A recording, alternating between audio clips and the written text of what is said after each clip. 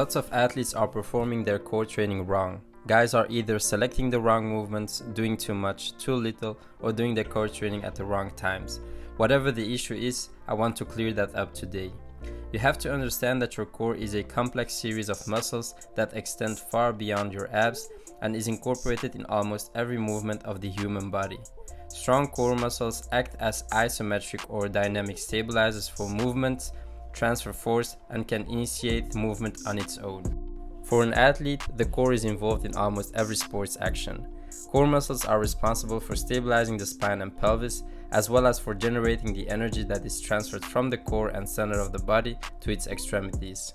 It is thought that a strong and stable core is crucial for athletic performance. There are 4 different areas of core stability training for athletes: anti-rotation, anti-flexion, anti-extension, and anti-lateral flexion. Anti-rotational exercises require athletes to resist rotation when executing a specific movement while an external force is applied to push or pull them laterally. Anti-rotational exercises strengthen the core.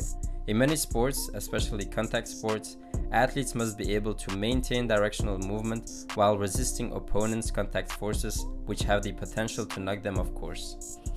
The second area of core stability training for athletes is anti-flexion. Anti-flexion training recruits the spinal erectors as well as the transverse abdominis to prevent your body from being pulled forward. The third area of core stability training for athletes is anti-extension training. Anti-extension training strengthens the spinal erectors and the transverse abdominis. The purpose of anti-extension training is to give you the ability to resist someone trying to fold you backwards. Last area of core stability training for athletes is anti-lateral flexion. Anti-lateral flexion is your ability to resist flexing at the sides. An example is if you're holding a heavy object like a suitcase in one hand but not the other one.